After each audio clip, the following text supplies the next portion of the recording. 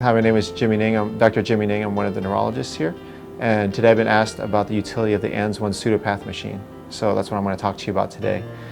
So the great thing with the ANS1 machine is that it's a great screening utility. A lot of times we get a lot of patient referrals from family practitioners and internists about patients with vague neurologic complaints. They're passing out, numbness and tingling. And a lot of times we're not sure where to start out with it. Well, this is a great tool to screen these patients to see who's appropriate for more invasive testing.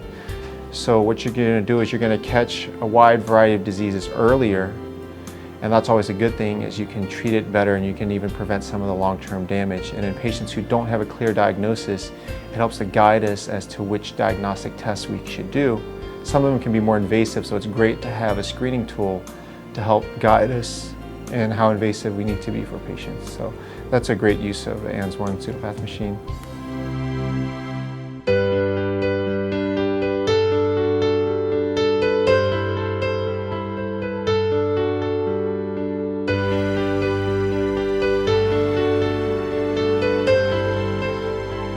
So as a neurologist, we get a lot of complaints for dizziness or lightheadedness, and sometimes it comes from the heart, sometimes it comes from the nerves, and it's really hard to tease out sometimes. A lot of the testing we have nowadays are inconclusive, or they come back negative, and you're really not sure what to do with these patients. And quite frankly, we just didn't have the technology before. There are some older studies that we would do before, something called sympathetic skin response. It's basically evaluation of the autonomic nervous system, which helps regulate our body and keep our consciousness awake by blood pressure, heart rate, and things like that. The problem with those older tests is that sometimes they can be quite cumbersome to do, a lot of work to do them, and interpreting them is quite difficult. With this machine, it's good because it kind of makes it much easier for the practitioner to go ahead and do these tests. It does it very quickly in 7 minutes, and you get nice clear results to help guide you. And you use it as a guideline. It's not going to be a definitive test, but it's very good to guide you on where you need to send the patient, on how much testing you need to do. Basically, you're risk stratifying the patient. So you're going to affect a huge population of people with a very minimally invasive test. And that's why it's so good, and that's how it kind of relates to a lot of our patients. We have a lot of patients with Parkinson's who have lightheadedness and dizziness, and a lot of diabetic patients, amyloid patients with neuropathies, and sometimes they're very hard to tease out, but this is a great test for the family practitioner who doesn't know what to do with this patient who's coming in with 5, 10 very vague complaints. Well, if you're suspecting a neuropathy or cardiac etiology and you're just not quite sure if this is an appropriate patient to send, you can do this test to screen for it, and you can risk stratify your patients, and based on that risk decide, hey, this patient needs to see a cardiologist, it needs to see a neurologist, it needs some further testing. And it really helps get the practitioner out of a bind and get them out of that rut where they're like, well, I'm not sure what to do right now. So that's very good for that. Another value of this is it's very convenient for the patient.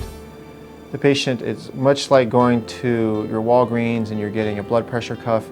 This is very similar. It's very complex testing, which is made very simple. It's basically a big, easy button to screen for these patients, and the patients like it. It's very easy for them. They get a rough idea of what's going on. When you get your blood pressure, you get a number, and you look at that number, and it gives you a lot of information. This is very similar. It gives you a lot more information about a lot more systems. So patients like this, and I would advocate it for patients. Right?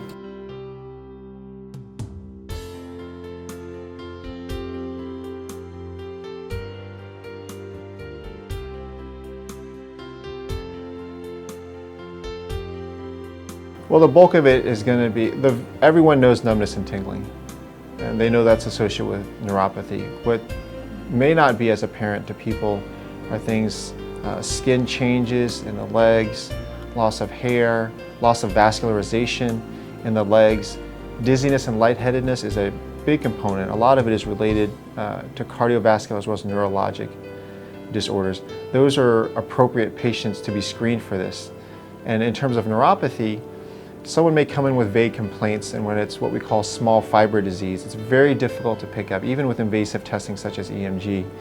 Well, if we can catch these early on, it benefits the patient in that we can be more alert and be more cognizant of what we need to look for, red flags in the patients to see what's causing this. Not every neuropathy is caused by diabetes, but there's a lot of small fiber neuropathy out there which is difficult to diagnose. If we can risk stratify patients and we can catch the diseases earlier, then we can intervene earlier and try to prevent damage which may be permanent. The nerves grow back very slowly, but if we can find something, tell a patient, hey, you have very early stages of small fiber neuropathy, we should do more testing, and then we find out they've been exposed to something, say, hey, you've been exposed to something, something's not right, your vitamins are off, something like that, then we catch the disease earlier. And those will present to family practitioners as very vague complaints. Oh, I have a little bit of numbness, but it's not bad, I'm not a diabetic. These are great tools for family practitioners to use to say, hey, you know what, well, we've screened you for this, at least on a preliminary basis we can follow you, but if we catch something, we're going to catch it a lot earlier than we would otherwise.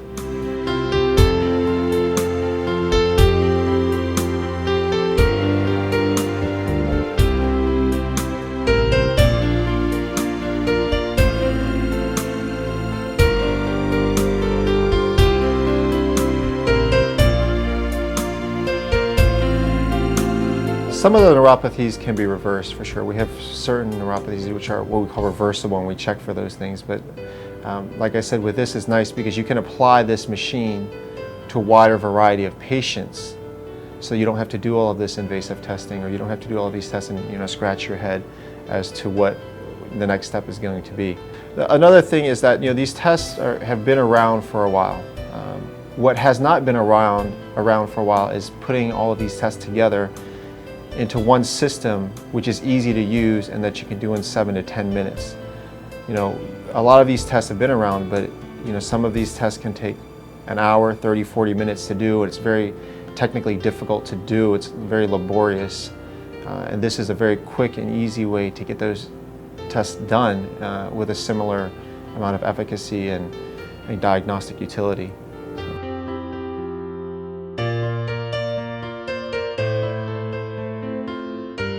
The perfect candidate for this testing is anyone who comes in with vague complaints where you're just not sure about. Certainly anyone with numbness and tingling, anyone complaining of fatigue, lightheadedness for sure, stomach problems.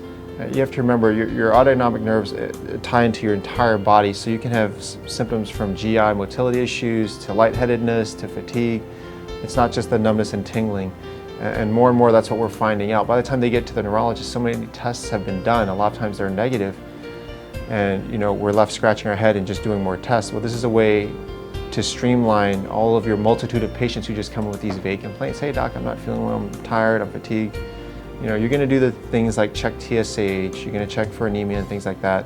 Once that stuff is negative, and if it is, you're kind of left just holding the plate and the patient is still asking you, why am I fatigued, why am I lightheaded? This is where this test comes in, because it encompasses such a wide variety of etiologies for these vague symptoms that that to me is the perfect candidate. No physician likes to have a patient that they don't know what's going on, the patient's still complaining to them.